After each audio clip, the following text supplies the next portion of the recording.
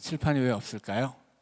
그것은 제가 칠판을 가지고 하니까 자꾸 말이 많아지는 것 같아서 설명을 좀 줄이고 말씀을 나눈 다음에 또 찬양도 부르고 함께 기도하려고 칠판을 치웠습니다. 자, 오늘 우리가 함께 읽은 본문의 말씀은 느헤미야가 하나님 앞에 드린 기도예요. 자, 우리도 하나님 앞에 기도를 드리죠. 자, 그런데 이 하나님 앞에 기도를 드릴 때 우리의 기도를 받는 하나님이 어떤 분이신지를 여러분이 좀 알아야 합니다.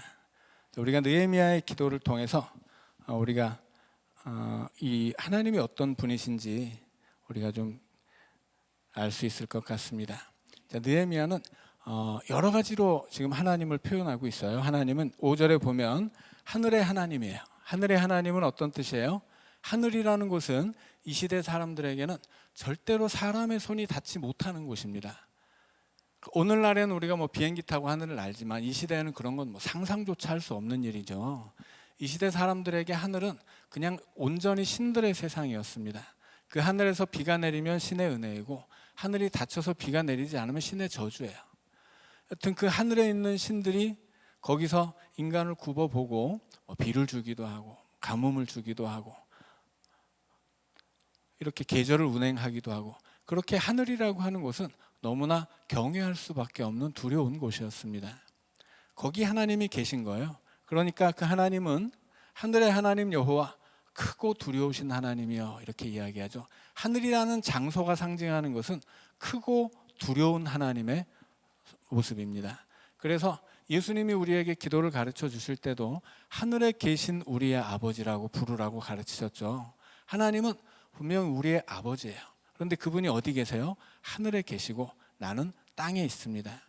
하나님이 하늘에 계셔야 하는 하나님이 굳이 이 땅까지 오셔서 우리를 자녀로 삼아주신 그 은혜가, 그 사랑이 너무 감사하지만 우리는 하나님이 원래는 하늘에 계셔야 되는 분, 너무나 크고 거룩하시고 우리로서는 두려워해야 할 분이라고 하는 것을 알아야 돼요. 그래서 요즘에는 이 하나님을 너무 하나님의 아버지 되심을 강조하다 보면 하나님이 그렇게 크신 분, 하나님이 두려우신 분이라고 하는 걸 잊어먹을 수가 있습니다. 그래서 하나님을 가까이 생각하는 것은 좋지만 하나님을 경외하지 않는다거나 하나님을 마치 나 같은 사람처럼 느껴서 무시한다거나 하나님의 능력이 별것 없다고 생각한다거나 이렇게 생각하는 분들이 사실은 많이 있습니다. 하나님을 자꾸 이 성경은 우리에게 하나님을 설명하기 위해서 하나님을 마치 사람인 것처럼 이렇게 보여줄 때가 있어요. 그런 모습이 많죠. 하나님의 눈물 혹은 하나님의 어떤 후회, 하나님의 감정, 이런 것들이 표현될 때가 있거든요. 그런데 그것은 사람에 빗대어서 하나님을 표현하는 것뿐이지 하나님이 우리와 같은 사람 같은 그런 존재라는 뜻은 절대로 아닙니다. 더군다나 하나님이 우리를 사랑하셔서 아버지가 되어주셨다고 해도 그 하나님은 원래는 너무 크고 두려우신 하나님이었어요. 그래서 우리의 아버지가 되어주신 은혜가 너무 감사하다라고 하는 것입니다. 그래서 예수님이 그냥 하나님을 아버지로만 여겨라, 우리와 깊은 관계가 있다는 것만 설명을 하려고 했으면 굳이 하늘을 집어넣지 않았을 거예요. 그런데 하나님이 본래 하늘에 계셔야 하는 하늘의 하나님이었다는 것을 우리가 알 때 우리의 아버지가 되어주신 그 사랑이 더 감사한 것입니다. 그리고 하나님이 우리의 아버지가 되어주시지만 그럼에도 불구하고 우리는 하나님을 경외하고 두려워하고 또 하나님 앞에서 무릎 꿇을 수 있어야 돼요. 그래서 오늘날 정말 하나님의 위엄을 잃어버리고 그냥 하나님을 친구처럼만 생각하는 신앙은 사실은 반쪽짜리 신앙이에요. 성경은 뭐라고 이야기합니까? 하나님을 경외함이 지혜의 근본이에요. 하나님을 경외하지 않는 신앙은 미련한 신앙입니다. 하나님의 사랑을 내가 느끼는 건 너무나 감사한 일이지만 그 사랑이 당연한 것이 아니죠. 그 사랑을 내게 주시고 하나님이 내 아버지가 되어주셨다는 것은 정말 이것은 있을 수 없는 사건이에요. 그 사랑에 더 감사하기 위해서도 우리는 본래는 하나님이 하늘에 계셔야 했던 분이고 그래서 그 하나님이 원래는 크고 두려우신 하나님이었다는 걸 알아야 돼요. 그 크고 두려우신 하나님이 이스라엘 백성과 언약을 맺었습니다. 어떤 언약이에요? 나는 너희의 하나님이 되고 너희는 내 백성이 된다 하는 언약이었습니다. 이 언약이라고 하는 것은 약속이고 계약이기 때문에 조건이 있어요. 그 조건이 뭐예요? 그 조건을 설명하는 것이 율법이었습니다. 그래서 주를 사랑하고 주의 계명을 지키는 자에게 언약을 지키는 하나님이에요. 이것이 하나님의 본래, 하나님과 우리의 본래 관계였다고 하는 거죠. 하나님이 정말 하늘에 계셔야 하는 그 크고 두려우신 하나님이 시내산으로 내려오시고 그 시내산 아래 지어놓은 천막으로 내려오셔서 이스라엘 백성들의 하나님이 되어주신 거예요. 그런데 거기에 조건이 있었다는 거죠. 어떤 조건이에요? 하나님을 사랑해야 돼요. 그리고 하나님의 계명을 지켜야 합니다. 그러면 하나님도 우리에게 약속을 지키고 우리도 그것이 약속을 지키는 거예요. 하나님을 사랑하고 주의 계명을 지키는 것이 인간이 해야 되는 약속, 지켜야 되는 약속이었거든요. 그러면 하나님은 원래는 하늘에 계시고 크고 두려우신 하나님인데 우리에게 오셔서 우리 하나님이 되시고 그 은혜도 베풀어 주시고 능력도 베풀어 주시는 거예요. 그런데 문제는 뭐예요? 인간이 약속을 어겼다는 것입니다. 그래서 언약을 맺었는데 언약의 조건을 충족하지 않은 거예요. 시내산에서도 그 언약의 계약서를 쓰고 있는데 하나님이 우리 언약 변치 말자고 돌판에다 십계명 새겨주고 있는데 그 시간에 시내산 아래에서 우상을 섬기고 있었거든요. 그래서 언약은 깨진 거예요. 모세도 그 십계명 돌판을 들고 내려오다가 백성들이 우상 숭배하는 걸 보고 그 돌판 집어 던져버렸습니다. 왜냐하면 돌판이 의미가 없어졌기 때문이에요. 그 돌판은 언약의 계약서란 말이에요. 계약의 계약서인데 계약을 어기고 있으니까 계약서가 무슨 소용이에요? 집어 던진 거예요. 그런데 언약은 깨어졌지만 관계는 깨지지 않아요. 그게 뭐예요? 그게 은혜죠. 그래서 이스라엘 백성들, 하나님의 백성들은 언약의 백성이라고 부르기가 좀 애매해요. 하나님은 그 언약을 계속 이어가시고 그 언약으로 자기 백성을 묶어두시지만 하나님의 백성들은 계속 그 언약을 어겨가기 때문입니다. 오늘 우리도 그러죠. 오늘 우리도 이 세상에서 하나님의 백성으로 살면서 온전하지 못해요. 우리의 믿음도, 믿음의 생활도, 어쩌다 내가 내뱉는 말이나 혹은 내가 하는 행동도, 내 마음에 두고 있는 관심이나 내가 쫓아가는 내 일상에서 내가 날마다 땀 흘리고 애쓰는 것들이 그것이 과연 하나님을 기쁘시게 하는 것이냐, 하나님 앞에 온전한 삶이냐 묻는다면 자신이 없어요. 그럼에도 불구하고 우리는 여전히 하나님의 자녀라고 하는 거죠. 왜냐하면 하나님이 우리에게 긍휼을 베풀어 주시기 때문입니다. 그래서 느헤미야는 하나님을 정확하게 알고 있어요. 하나님은 원래는 크고 두려우신 하늘의 하나님이에요.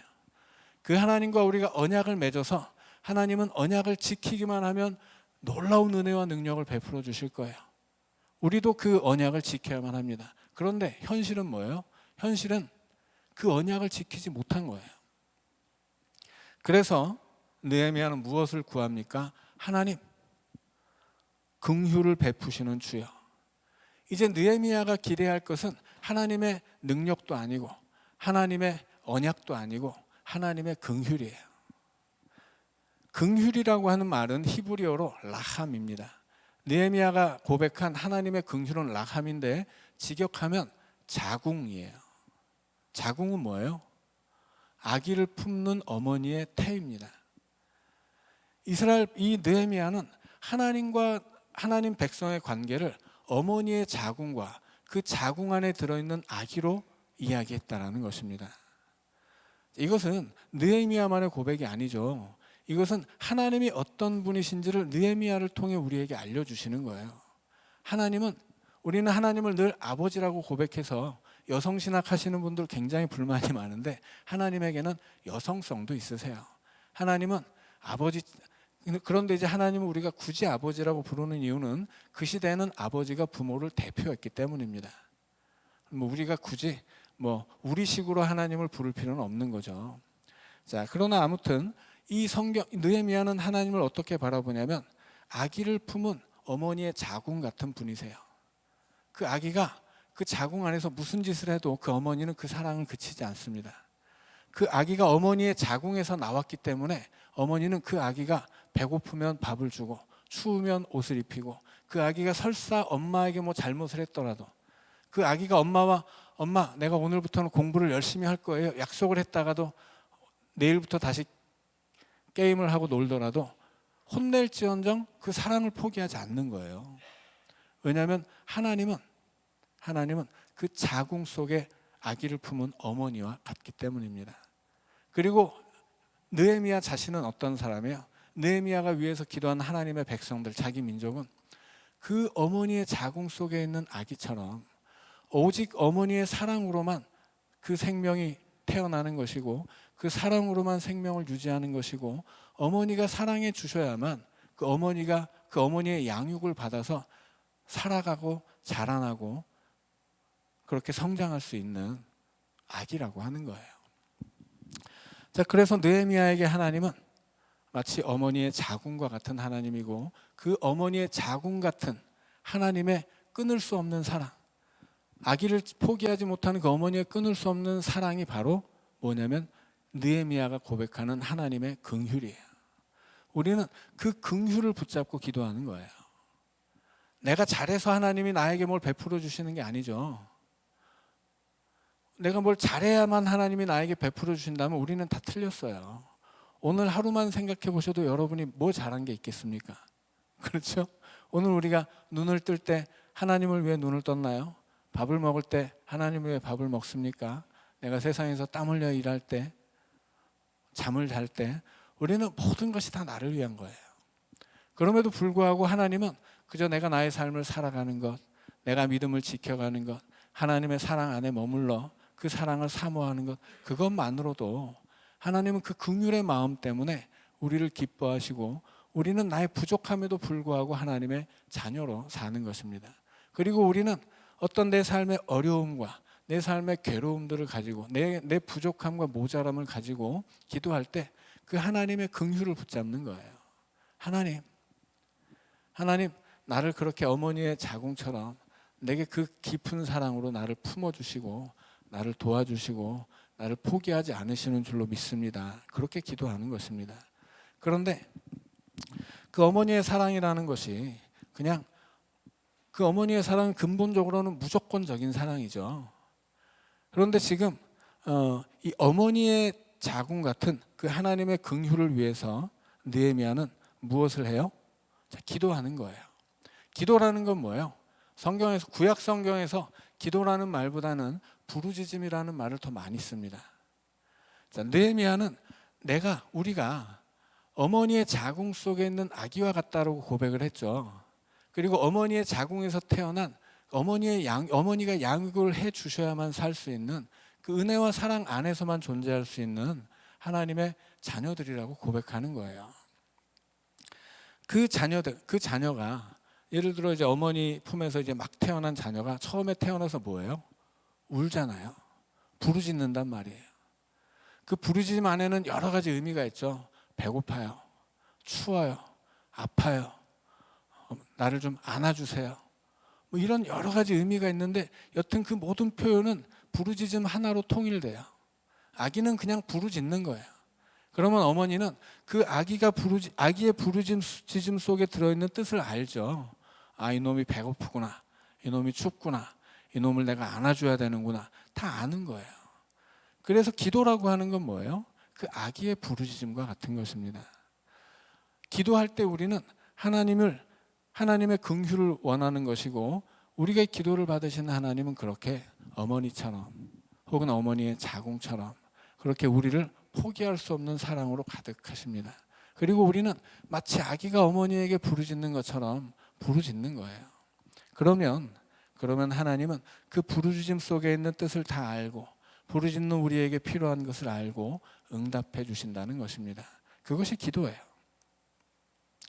그 기도를 하면서 느헤미야가 제일 처음 하는 건 뭡니까? 회개죠. 5절에서 뭐 간구하나이다. 6절로 가면 주야로 기도합니다. 기도를 시작하고 이제 막 밤낮으로 기도를 하고 있습니다. 그런데 그 기도 안에 제일 먼저 나오는 건 뭐예요? 우리 이스라엘 자손이 주께 범죄한 죄들을 자복하오니. 회개하는 거죠. 왜 이렇게 이스라엘 백성들이 불쌍해졌어요? 죄 지었기 때문이죠. 그래서 하나님 앞에 회개하는 거예요. 여러 번 말씀드렸지만 회개 없이 주어지는 용서는 싸구려입니다. 예수 그리스도가 우리를 용서하기 위해 십자가에 죽었지만 그 십자가의 공로가 우리에게 주어지기 위해서는 우리는 십자가의 예수님 앞에 예수의 이름으로 회개해야 돼요. 내가 회개해야 그 은혜가 내 것으로 주어지는 것입니다. 나는 그냥 제멋대로 살고 하나님의 은혜는 끊임없이 나에게 부어지는 그런 싸구려 은혜를 우리는 믿지 않는다고 하는 거예요. 그런 부도덕하고 비윤리적이고 있을 수 없는 그런 용서, 그런 사랑은 하나님의 사랑이 아니에요. 내가 죄를 계속 짓고 있는데도 하나님이 아이고 잘한다, 내가 너 다 봐줄 거야, 이런 사랑이 아니라고 하는 거예요. 그러니 우리는 회개해야만 합니다. 느헤미야가 회개하는 거예요. 그런데 여기서 우리가 오늘 마지막으로 꼭 기억해야 할 것은 느헤미야가 뭐라고 말하느냐예요. 죄를 회복할 때 우리 이스라엘 자손, 나와 내 아버지의 집, 이렇게 이야기해요. 느헤미야는 우리가 앞으로 느헤미야를 읽어보면 알겠지만 이 사람 이렇게까지 사람이 정직하고 이렇게까지 희생적이고 이렇게까지 헌신할 수 있느냐, 이렇게 생각할 만한 사람이에요. 이렇게 믿음이 좋은가 부러워할 만한 사람입니다. 그런데 느헤미야는 회개할 때 나와 내 민족을 구별하지 않아요. 우리는 오늘날 기독교가 저기 광화문에서 막 이상한 놈들도 있지만, 이상한 짓 하는 놈들도 있지만, 이제 그런 놈들은 아예 논외로 치고 그렇게 이 정치인들의 이 수단이 되어가지고 이제 하나님의 영광을 막 가리고 세상 사람들도 손가락질 하잖아요. 그런 사람들 아예 제쳐놓고 우리가 어떤 이 땅의 어떤 우리 나라를 위해 기도할 때, 혹은 이 땅의 교회를 위해 기도할 때, 혹은 우리 교회를 위해 기도할 때, 이 땅의 어떤 그리스도인을 위해 기도할 때 흔히 우리가 저지르는 잘못은 뭐냐면 나는 아무 잘못도 없는 것처럼 기도한다는 거예요. 그러니까 예를 들어서 한국의 기독교가 문제예요. 우리는 그 기독교의 문제점을 여러 번 말하지만 마치 나는 아무 잘못 없는 것처럼, 마치 우리 교회는, 목포연동교회는 아무 죄가 없는 것처럼 그렇게 기도하는 거예요. 그리고 잘못한 놈들은 저기 멀리 따로 있고 우리는 아무것도 잘못하지 않은 거룩한 사람들처럼 그렇게 생각하고 말하고 기도할 때가 많다는 것입니다. 근데 그러면 안 되는 거죠. 우리가 이 나라를 위해 기도한다면 우리도 이 나라의 백성이에요. 이 나라가 잘못된 데는 그 잘못된 이 세상 속에서 거기 동화돼서 그 잘못을 거스르지 못하면서 그 잘못된 이 세상 속에 순응하면서 살아가던 우리의 잘못이 왜 없겠어요? 나는 마치 잘못 하나도 안 한 것처럼 그렇게 이야기한다면 그것이야말로 잘못이죠. 이 땅의 교회가 막 무너지고 있어요. 우리 교회가 아무 잘못 하지 않은 것처럼, 나는 거기에 조금도 일조하지 않은 것처럼, 잘못은 다 남들이 하고 나는 그냥 다 잘하고, 그래서 회개는 남들이 해야 되는 것처럼 하나님 저들을 용서해 주시옵소서, 이렇게 되면 그건 잘못된 기도입니다. 느헤미야는 우리 이스라엘이라고 그래요. 우리 이스라엘이 하나님께 범죄한 죄들을 내가 자복하겠습니다. 나와 내 아버지 집이 이스라엘이죠. 나와 내 아버지 집이 범죄했습니다. 개인적으로 생각하면 느헤미야가 무슨 죄가 있어요? 느헤미야는 멀리 사는 사람이었잖아요. 이스라엘하고 멀리 떨어져 있고 그 자신의 믿음은 너무 훌륭했어요. 그러나 그가 기도할 때 어떻게 기도합니까? 저들의 죄가 아니라 우리의 죄예요. 우리가 되어서 기도해야 되는 것이죠. 내가 누구를 위하여 기도할 때, 우리 교회를 위해 기도하든 나라를 위해 기도하든 이 땅의 교회를 위해 기도하든 우리는 항상 우리라는 입장에서 기도를 해야 돼요. 나도 잘못을 했습니다. 하나님, 내가 먼저 잘못을 해서 내가 제일 먼저 잘못을 했고 내가 가장 먼저 똑바로 살지 못해서 우리 교회 문제가 있다면 그것이 내 잘못에서 시작된 것이고, 우리 이 나라의 교회가 무너지기 시작했다면 그 출발도 그 n분의 1의 책임도 나에게 있는 것이고, 이 땅의 교회가 이렇게 욕을 먹고 있다면 우리 교회도 떳떳하지 못한 거예요. 그래서 우리가 기도할 때 기억해야 할 것은, 하나님 어떤 분이냐? 하나님은 크고 두려우신 하나님이지만 그러나 우리를 향한 긍휼이 있으신 분. 그래서 우리는 그 긍휼을 붙잡고 기도해야 하는 것이고, 우리는 그 긍휼이 없이는 살아갈 수 없는 아기 같아서 우리는 내게 필요한 것이 있을 때마다 어머니 품에 안긴 아기처럼 부르짖으면 그러면 우리 하나님이 들어주신다 하는 거예요. 그리고 기도할 때마다 우리는 먼저는 회개가 필요합니다. 그 긍휼이 내 것이 되기 위해서는 그 긍휼을 잃어버렸던 내 삶을 돌이키고 그 긍휼을 벗어나서 말해왔던 것, 행해왔던 것들, 그 모든 것을 나의 것으로 짊어지고 저들을 용서해 주시옵소서가 아니라 우리를 용서해 주시옵소서라고 그렇게 기도해야 한다는 것입니다. 함께 기도하겠습니다. 사랑의 하나님, 우리들 악한 세상을 보면서 그 악이 마치 나의 것이 아닌 것처럼 기도할 때가 얼마나 많았는지 부끄럽습니다.